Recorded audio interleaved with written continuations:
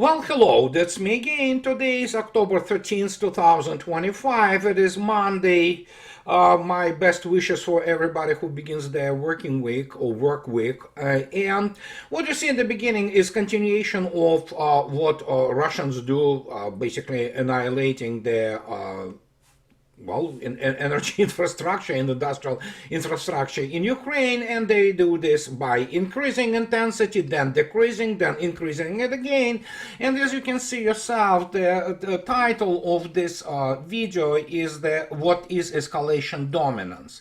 And also what you see after you see the yet another arrival in Odessa, which is being pummeled daily, together with other locations in Ukraine, is obviously the work of the Russian air defense, in this particular case the air defense complex Tor M2, and which has no problem shooting down large, obviously you're not going to be spending there, for example, the fairly expensive, albeit not as expensive any kind of the air defense missile in NATO, the missile for Tor M2 to on some kind of small UAV drone, but they do work extremely well with low-flying drones of the tactical nature, including also the drones of the operational nature, and even Tor M2 performed absolutely amazingly, shooting down such things which do accelerate to almost hypersonic speed at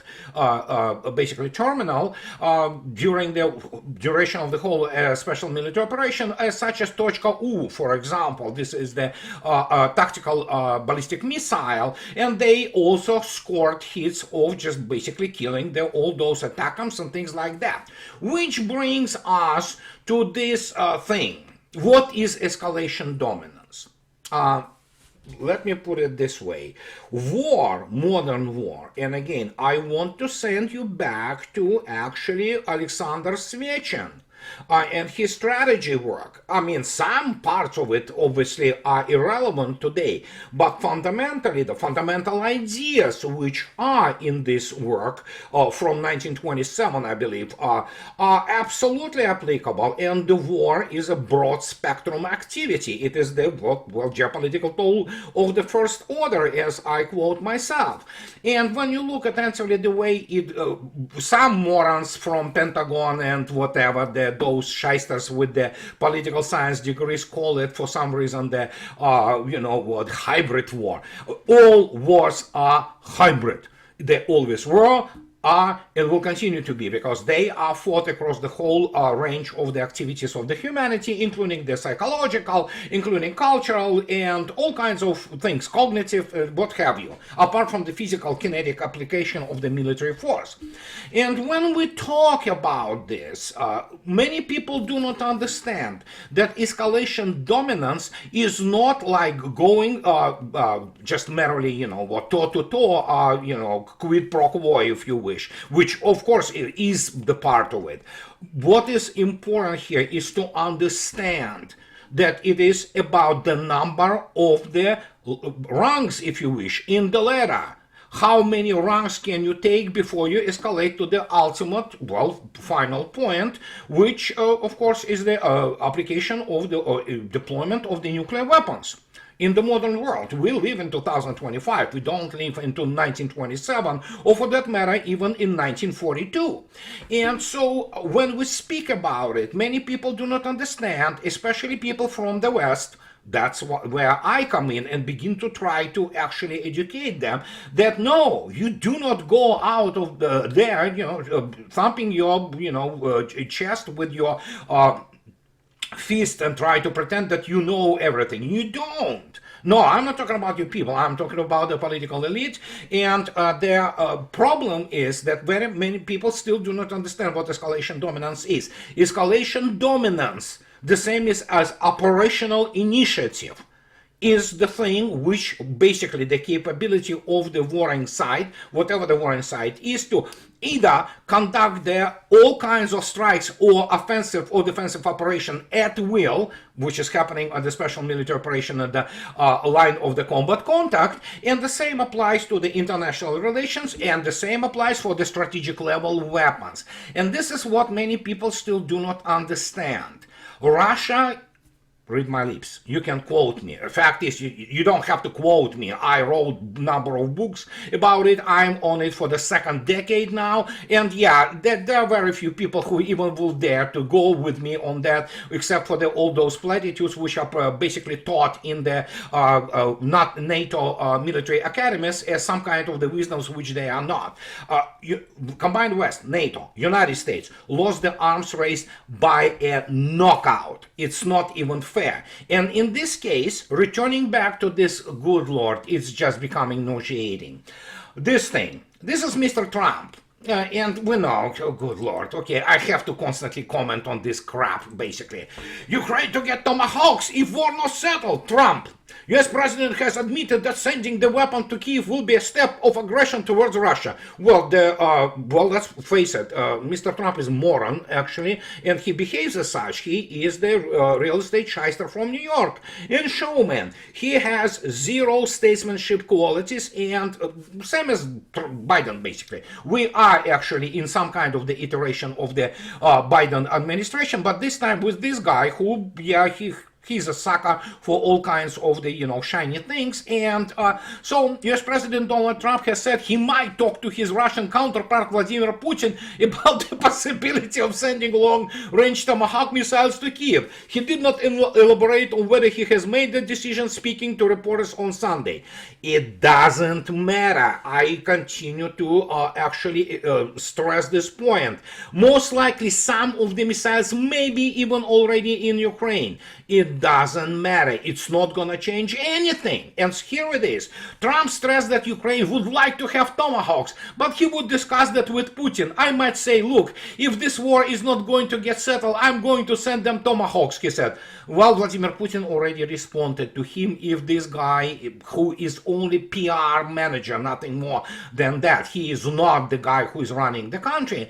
And so, yeah, he told already, well, we will respond properly. So, and Russia obviously has so many tools that you cannot explain it to Trump, or for that matter, those Pentagon generals who have no clue actually anything about modern war. And so, Moscow has repeatedly accused the authorities in Kyiv for being unwilling to end hostilities. Yes, it's true. Trump has recently claimed he actually made the decision whether Ukraine will get long-range Tomahawk missiles, but we'll have to ask the question, where are they sending them? Yes, so we already laughed at this issue, because that's the only thing you have left is laughing. And for those people, especially in the West, that's, those people who listen to me, and obviously I applaud them for, their desire to know something about this whole situation.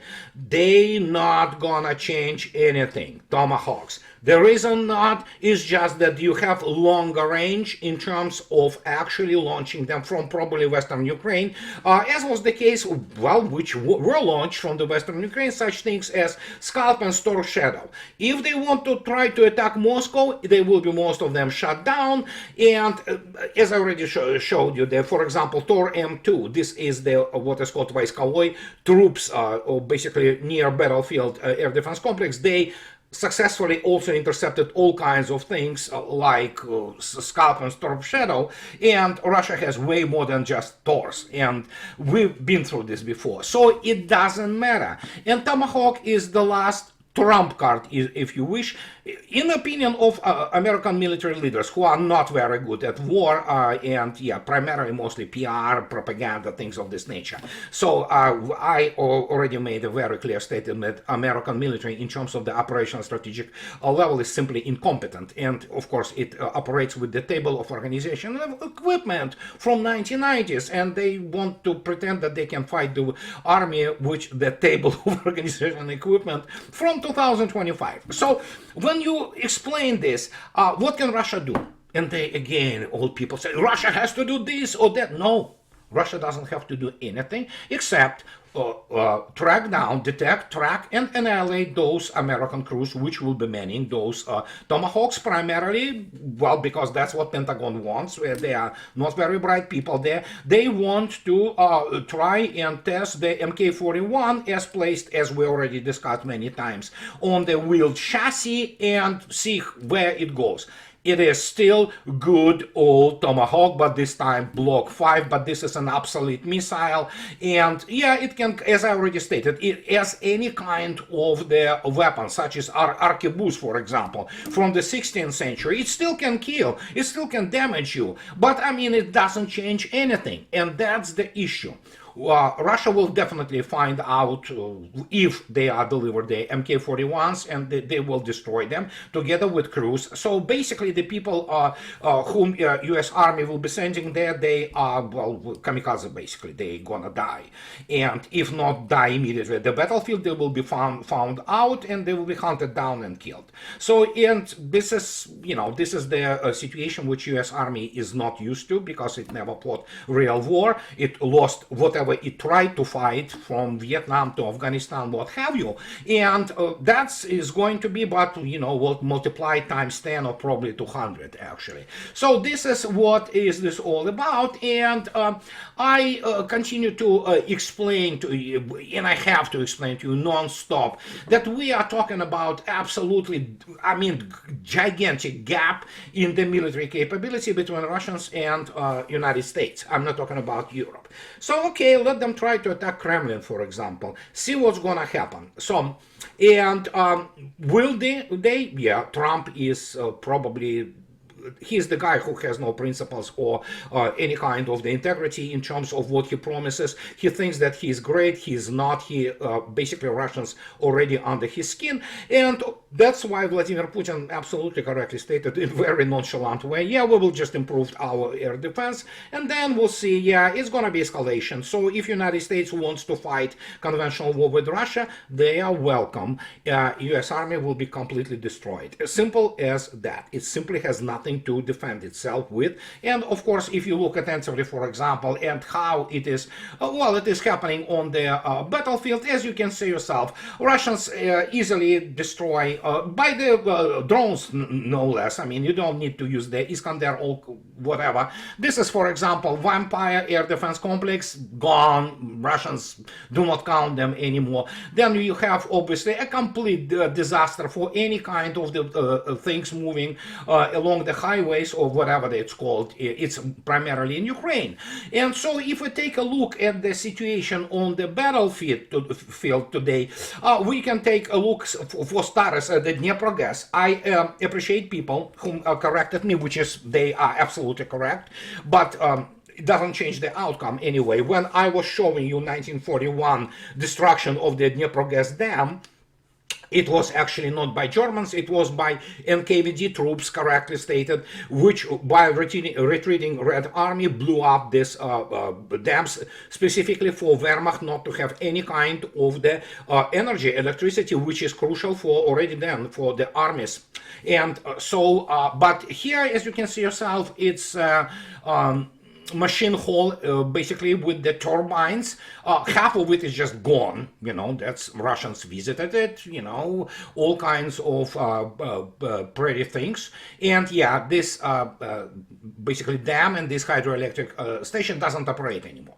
So, and then we go and take a look at our tally. And the tally, as you can see yourself, is this.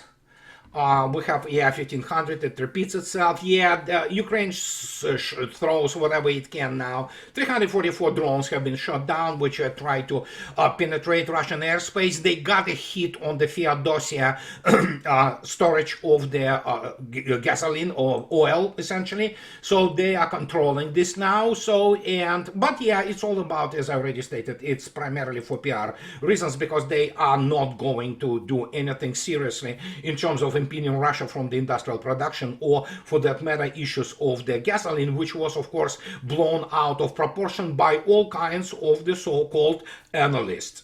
And furthermore, let's take a look actually at what is happening in Kupiansk. Oh, yeah, this is the latest. And again, consider the lag, pardon me, consider the lag of the behind the actual tactical and operational situation. This is probably 2 or 3 days ago, and as you can see yourself, most of Kupiansk is controlled by Russians. They packed the remnants of whatever those kamikaze and bunch of the, so to speak, NATO specialists and in the southern part, southernmost tip of Kupiansk. They will be obliterated there. As you can see yourself, they have only one highway open for them to escape now. They can try to escape more to the south to Kovsharovka, but it's already controlled there from the south by Russians. So they have only this westbound, so to speak, or western leading highway. Well, there are no real highways in Ukraine, the so-called road. And as you can see yourself, it's completely controlled by Russian artillery, Russian drones, and all other means of the fire control, essentially, primarily ROK, which is the recon fire complexes. So yeah, that means basically the highway of death or the road of death. And as I already showed it to you, that just a reminder, this is how it's going to look like, and this is happening all along the line of the combat contact. So, and now we're gonna go and take a look at the more operational strategic situation developing. Our good friends, Colonel Popov and Marat Khairulin, availed it to us, as you can see yourself. So this is actually the new, so to speak, work of Russian armed forces.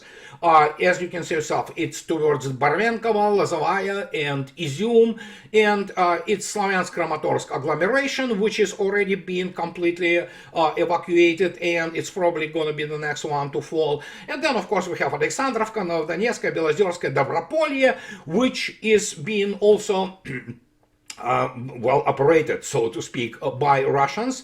And as you can see yourself, towards Slavyanka, and that's the basically it's from yesterday. This is the plan, so to speak, and this is what Russians will be continuing to push for. And yeah, it's basically, as Mr. Rutte, you know, the guy is a complete moron. He stated that yeah, Ukraine is winning the war, but for some reason the front line moves to the west. Yeah, that's how you win the war. Yeah, it's all well known, and they are conducting offensive operations in reverse.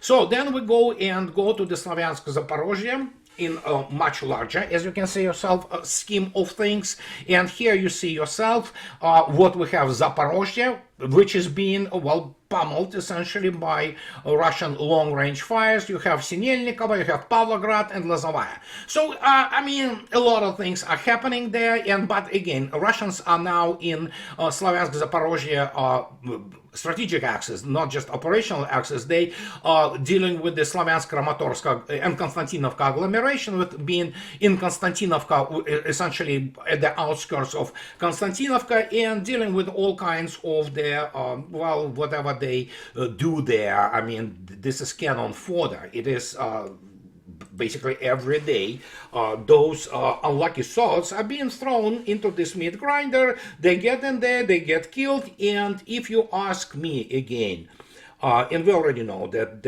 essentially the number of the killed and missing in action on Ukrainian side reaches around 2 million, maybe more, most likely even more. So if you ask me what is the kill ratio, I would say 1 to 20 or something like that, because at this stage, as has been stated many times before, the actual air defense, whatever is left of Ukrainian air defense, has been suppressed. The SIAD has been completed. Of course, there is always chance that you can get into some kind of the air defense ambush, but as you saw yourself, I mean, you turn on anything, or you get yourself like radar, or you get yourself into the open, you're done, you're dead. You know, this is the level of the situational and tactical awareness no army in the world other than Russians can perform. And that's what is happening with all those issues pertaining this Tomahawks, alleged Tomahawks, or maybe they will try to deliver them. It is all about, well, primarily butthurt, not just about the fact that Trump has no clue about military. He doesn't have clue about anything, really.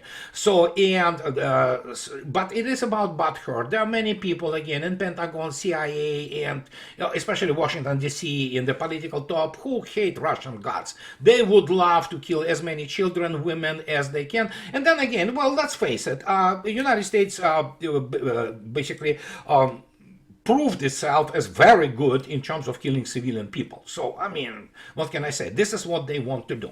But, yeah, what can I say?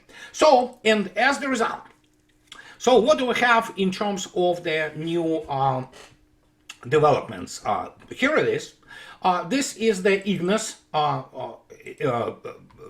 It's Russian remote robotic platform called Courier. This is Ignis. It's the remote demining machine with the laser system placed on it. And again, you have to think about it, what is going on in terms of the power sources, because you need to have a very serious power to deliver for the laser, to pump it. And this is the demining machine. It has the range of 200 meters. And what it can do, it can actually disable mines without destroying them. They will simply demolish what is called the primer.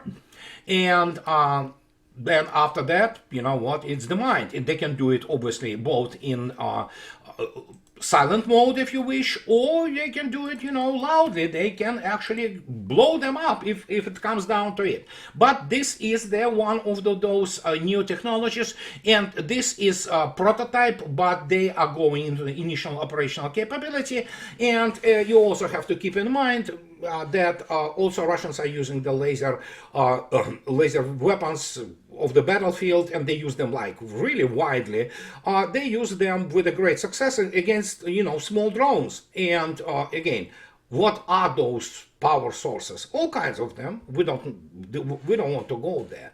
But when we look attentively at the whole, so to speak, development of the strategic situation, and obviously with Mr. Rutte wonderful definition of victory for Ukraine, we have to keep in mind that, Financial Times, again, listen, keep in mind, Financial Times is a tabloid. It's a bunch of the creeps with the ties to MI6 and whatever the losers sit in the defense ministry that they talk about that Ukraine hits Russian energy sites with U.S. help. Trump administration supports Kyiv operations in summer in coordinated push to weaken Moscow. First, hello. No, it's not just Trump administration. United States provides Ukraine 24/7 with the targeting since the start of the special military operation. Why did Financial Times make this kind of revelation? Well, they make this revelation because they have nothing more to really report, and because they want to give it to Trump, because there's a bunch of the UK politicians who do not like Trump, and they want to give it to the United States because United Kingdom now suddenly finds itself essentially being the absolutely territory power which decides nothing. They try and they try and they try and they get nothing because they don't understand strategy. They are not educated. Again, primarily all their so to speak degrees and diplomas are waste of money. It's a fake things, just basically degree meals. And so Financial Times reports that United States, under Trump administration, again, read my lips, United States is and will continue to provide targeting information to Ukraine 24/7 since the start of the special military operation and even before that. So anybody who buys this BS, essentially, it is BS not because it's not true, it's true. Trump administration is basically in what is called the complete conundrum. They cannot escape the situation because they are defeated. They might try to escalate, but what can I say? I mean, let them try, see what's going to happen. Whatever they do, it's pinpricks, and it's pathetic because obviously the United States doesn't have resources to conduct real war. Russia does, and Russia is designed to fight war, historically, for millennium. And so when you look at this, you ask, what the hell is going on in general? Well, in general, it's basically these are indication of a desperation. And here is an interesting thing, which you need to understand. Mr. Lavrov today. And it is extremely important. Make no mistake. It's just so. As you can see yourself, Mr. Lavrov, October 13th, and he is talking about Iran. And this gives you a little bit of the insight in what is Iran getting. And of course, behind this situation with Israel and so-called Trump's peace plan, Lavrov, Russia supplies Iran with the necessary military technical equipment. There are no restrictions after the UN Security Council sanctions were lifted, the Russian foreign minister recalled. And he's talking about that as for our military technical cooperation with Iran, after the UN Security Council sanctions were lifted, we have no restrictions.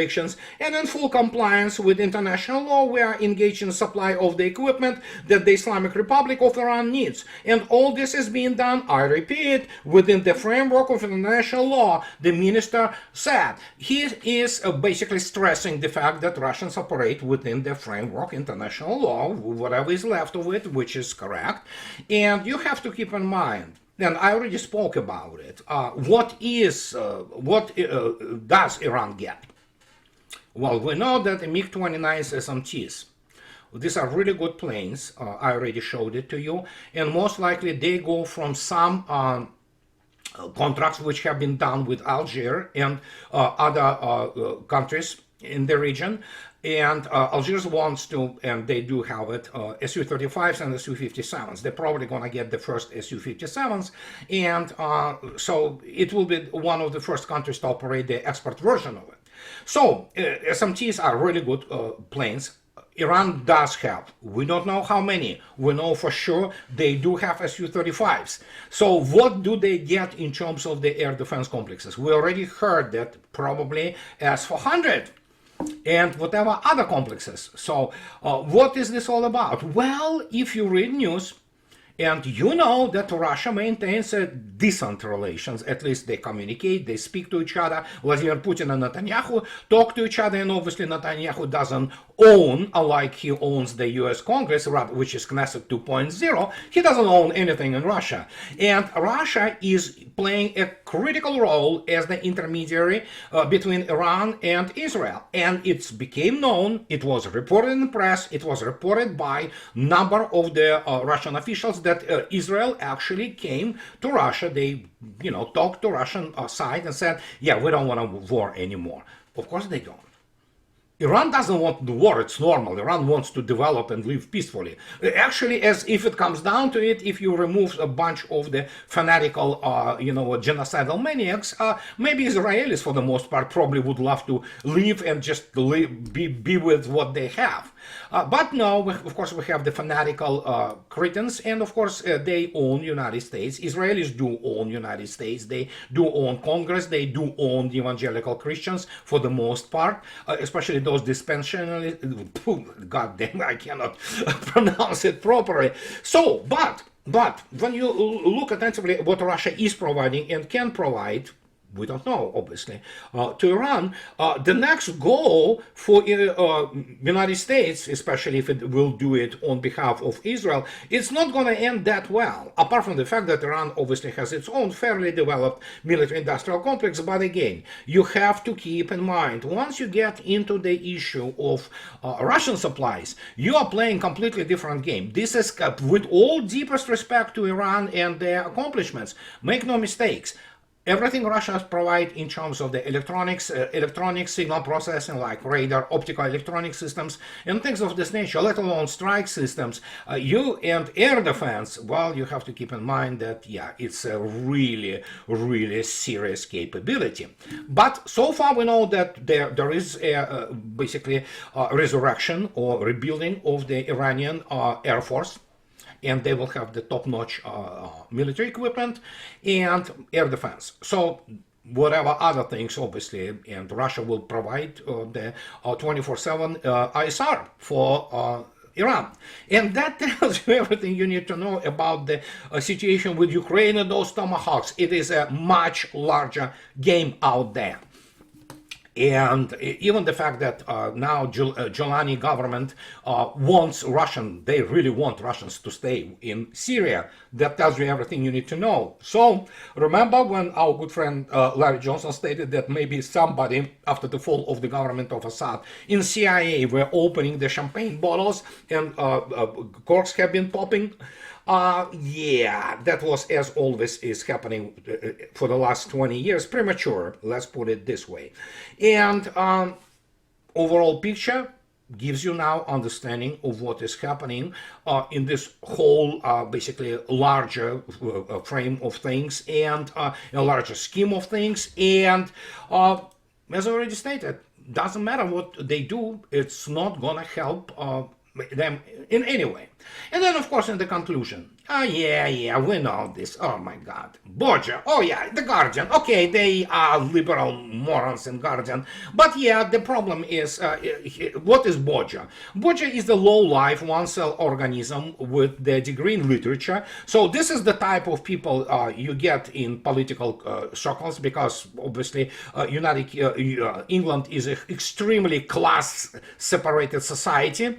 And so the £1 million man, why did Boris Johnson take his donor to Ukraine? They talk about this Christopher Harborn, and the guy also, he has no any definable, so to speak, business interests. It's all crap with the, new age from cryptocurrency, whatever the hell he does. And so Harborn, whose millions helped bankroll Brexit, made the payment to a private company Johnson set up after resigning as prime minister. This is what they do. Those people like Boris Johnson or whatever Biden administration, they are good at nothing, which is really basically conducive for the development of the nation. They are good only at their spending money. That's the only thing they are good at. And of course the propaganda. And so, well, guess what? So Hawthorne basically paid him when he went with him to Kiev, and his Harborn has wide expertise, a self-described digital nomad. His holdings range from cryptocurrency and wellness center to jet fuel and stakes in at least 3 military contractors. Yeah, they have a bunch of money and bunch of things which really produce nothing. And so he paid Bojo basically to sabotage the Ukrainian-Russian negotiations. And the Ukrainian cause, by contrast, is sacred to Johnson, one political consultant says, an enduring source of moral authority for a politician who was forced out of Downing Street amid scandal. Yeah, so who cares? But yeah, did he take a bribe? Most likely. So that's who they are. They are complete one-cell organisms. No integrity, no humanity, no courage, nothing. And when you look attentively at the U.S. Congress, or rather, pardon me, Knesset 2.0, everybody whoever was in Congress and didn't lose their humanity, honor, which of course none of them has on the Capitol Hill. It's complete corruption, it's complete prostitution, it's all kinds of things of this nature. So yeah, that's the type of people we elected to govern us. And but the spectacle is coming down to its end, and we just have to be patient and wait and see what's gonna happen. So this is what I wanted to tell you today, guys, and as always, those who like what I do, please subscribe to my channel or support me on Patreon or buy me a coffee and two. And that will be it for today. I'll talk to you later, guys. Bye bye.